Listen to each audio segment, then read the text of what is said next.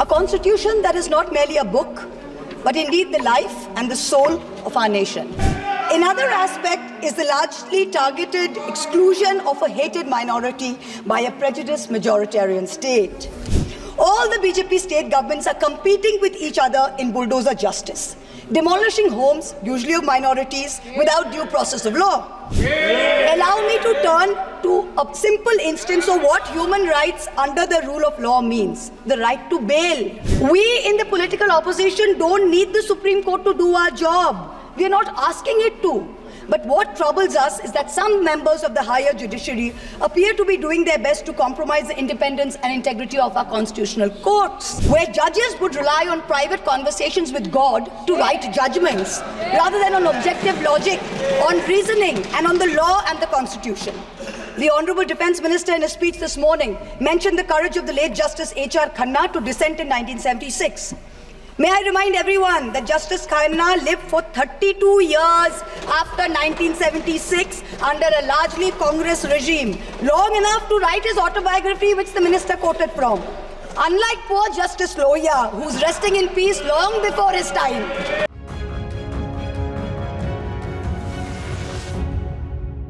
देश नीति केवल सच्ची और पक्की खबरें। महुआ मोइत्रा जी। Thank you, Madam Chairperson. Thank you, Madam Chairperson. Just at the onset, I have 18 minutes of allotted time by my party. Honourable Chairperson, sir, Madam, I stand today on behalf of my party, the All India Trinamool Congress, to speak on the 75th anniversary of our Constitution. A Constitution that is not merely a book, but indeed the life and the soul of our nation. Almost 75 years ago to the day, on the 25th of November 1949, Baba Saheb Ambedkar reminded us, we must observe the caution which John Stuart Mill has given to all who are interested in the maintenance of democracy, namely, not to lay their liberties at the foot of even a great man, or to trust him with powers which enable him to subvert their institutions. This nation was made by great men and women, but the real challenge before us today is ensuring that no one man should believe he's greater than the nation, and that he is above the principles of the Constitution. Today, as I stand to participate in this historic debate, let me start with a short, yet very apt nazm by the poet Dr. Hilal Farid. I trust the truth and the irony in his words will not be lost on anyone. Mubarak ghadi hai, kal sach dhaj kar, makeup rach kar, खूब जच कर, देखो उसका मंच पर आना, किताब संविधान की आंखों से लगाना और फरमाना, मैं शीश को झुकाकर इस किताब को मन में बसाकर ईश्वर की शपथ लेता हूँ। रात ढलने दीजिए, दिल बदलने दीजिए, कल तलक ये बेवफा सितमगरों का बादशाह सब भूल जाएगा, नफरतें उगाएगा, दूरियां बढ़ाएगा, रोज संविधान की धज्जियां उड़ाएगा। मगर जो आज महफिल सजी है, यही मानती है कि हीरो वही है, मुबारक घड़ी है। For the past 10 years, a very large number of people in this country have felt that Samvidhan khatre mein hai. Our constitution is in danger. As responsible public representatives, it is imperative that we actually put this to the test and check if this is just fear-mongering by us, as the ruling party would have us believe, or indeed is the constitution framework imperiled. As Professor Tarun Khaitan explains, there are three broad tests to check if the political executive is constitutionally accountable. Three checks for the country to remain democratic over time. So let's see how our country is faring on these three checks.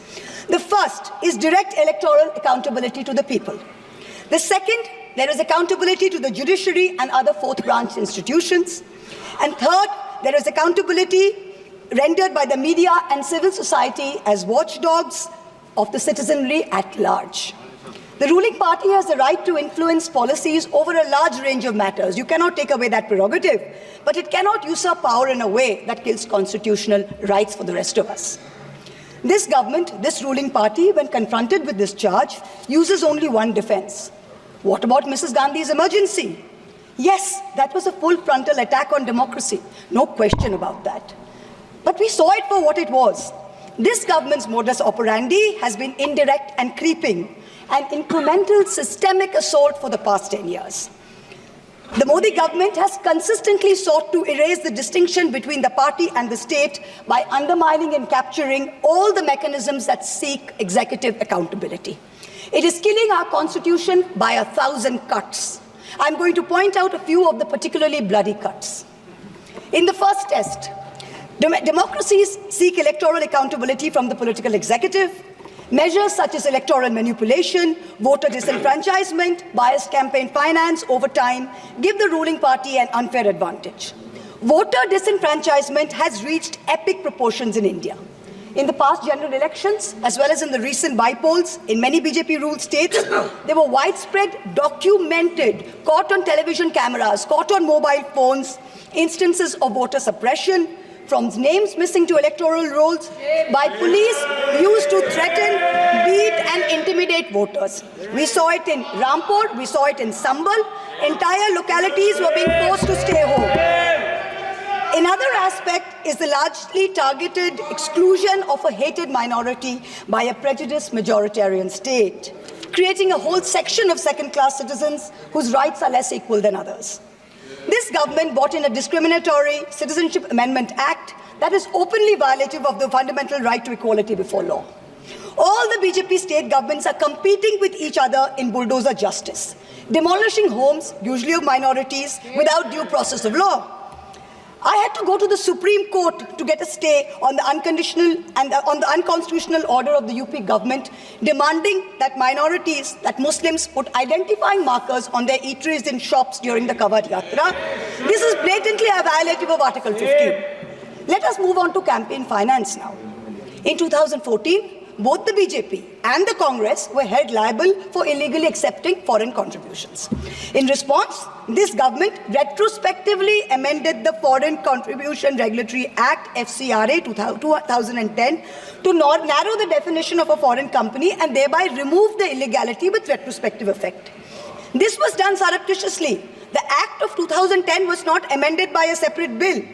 It was done via clauses slipped into the Finance Act 2016 and the Finance Act 2018. The amendments not only legalized foreign funding of political parties, they also created a new funding vehicle called electoral bonds.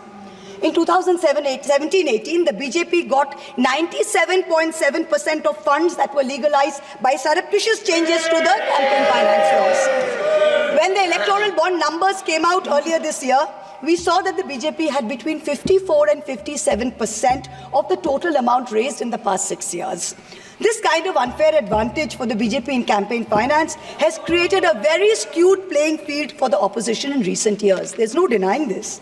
The use of the government funds to promote BJP and to promote Modi ji's political branding in the run-up to the elections, Modi ji ki guarantee, Modi ji ka parivar, creates a media blitzkrieg that few smaller parties can match. For a free and fair electoral process, a neutral referee is necessary.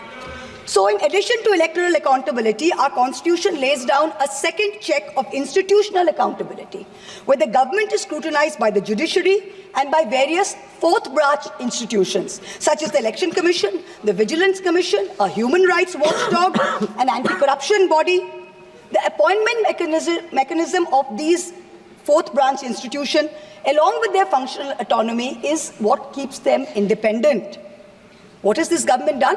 This government willfully defied the spirit of the Supreme Court ruling on the Election Commission's independence by replacing the Chief Justice of India on the selection committee with a government-appointed minister. So you have a 2-to-1 majority. Prior to Modi ji becoming Prime Minister, how often did we hear of an election commissioner not filling their full term? So ever since this government has come in, 2 election commissioners have inexplicably quit before their terms have ended. The 2024 elections saw egregious violations of the Model Code of Conduct by the BJP, and specifically by the Prime Minister, which an eager and compliant commission blatantly ignored. But even the smallest violation by an opposition party saw the ECI taking prompt, stringent action. For free and fair elections, just like justice must not only be done, but must also be seen to be done. So public trust in democracy has to be restored by this election commission. We've jokingly started calling it the Modi ji Code of Conduct. Other institutional bodies have been similarly compromised. Appointments to the National Human Rights Commission have been widely criticized, especially of Justice Arun Mishra and others close to the establishment. This is a judge who, while in office, heaped praise on Modi ji, calling him an international visionary who thought globally and acted locally. And lest the Treasury benches claim this assessment is a biased one, please remember, it is precisely this kind of appointments that have undermined the independence of the NHRC, so much so that the NHRC has lost its UN accreditation. The NHRC can no longer represent India or vote at the UN Council of Human Rights.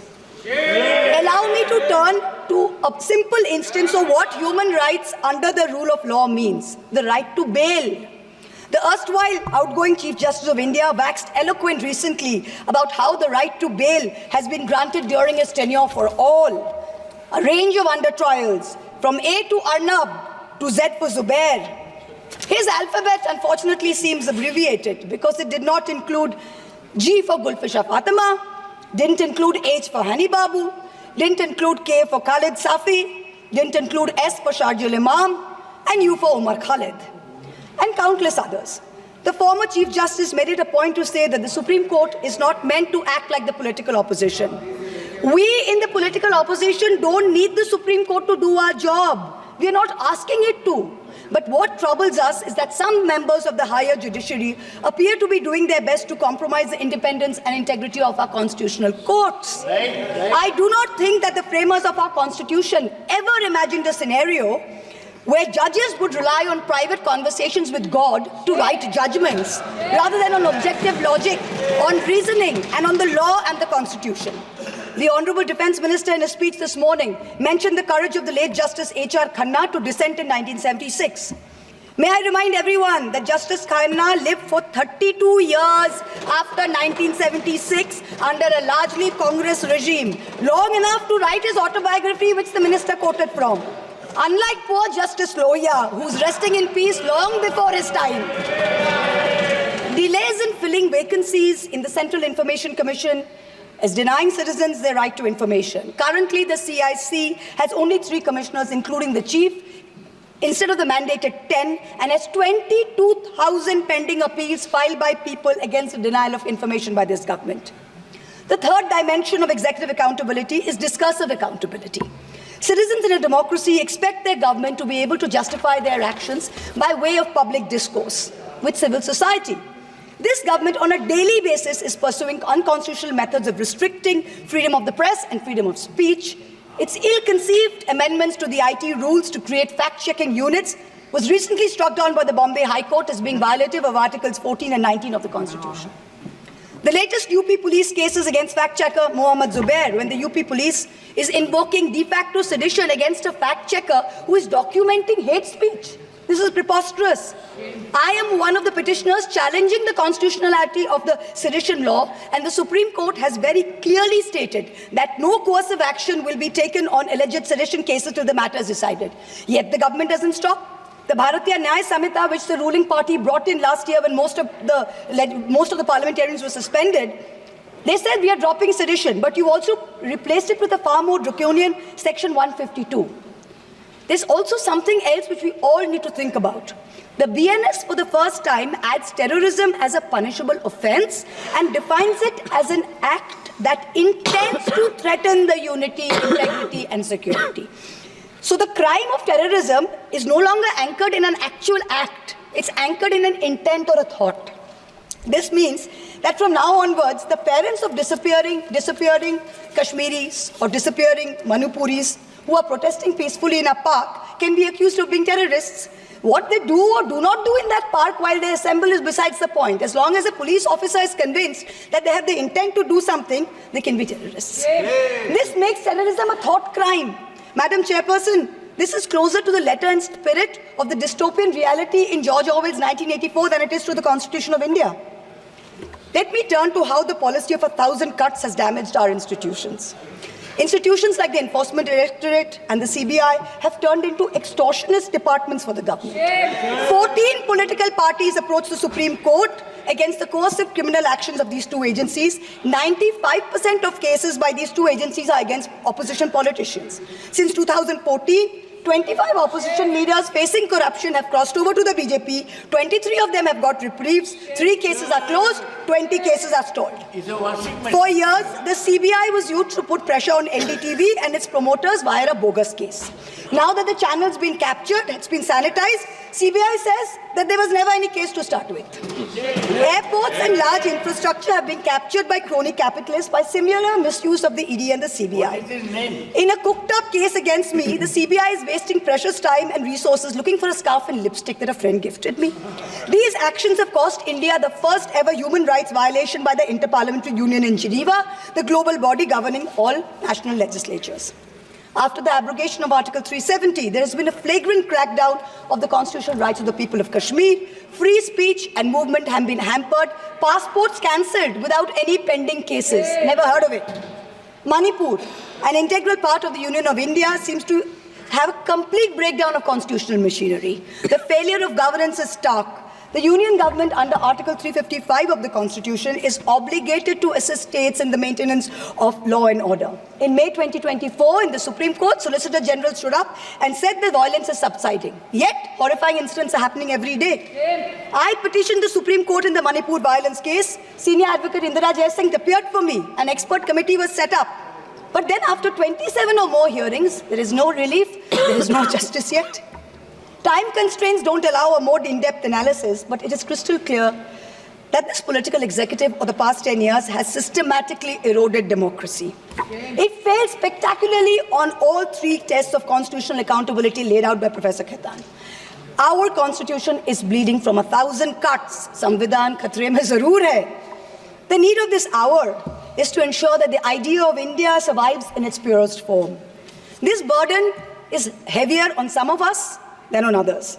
The judiciary and the media have a far greater responsibility in protecting our constitution than to normal citizens. History will not be kind to you, your lords and ladyships, if you falter. To every Chief Justice of India, past and present, I say this: yours is not to worry about your personal legacy. Yours is not to take directions from God. Yours is not to have a private family function turned into a televised circus with a political executive. The Constitution is your only God. The Constitution should be the only Atithi who should be in your home as your Deva. Attention-seeking divas do not leave legacies. Upholders and protectors of our basic sovereign rights will only be remembered. To the media, I say, you play a huge role in guaranteeing our democracy's survival. Live up to it. To taking a few liberties with Faiz Ahmed Faiz's immortal words, let me tell you. सब ताज उछाले जाएंगे, सब तख्त गिराए जाएंगे, बस नाम रहेगा संविधान का. In conclusion, I pay homage to the 17 women of India's Constituent Assembly who laid the path for all of us like me to stand here today. And I would like to remind us of Vijayalakshmi Pandit's words. Freedom is not for the timid. Protecting our constitution in these harrowing times requires courage. Let us rise to it. We will succeed. Jai Hind.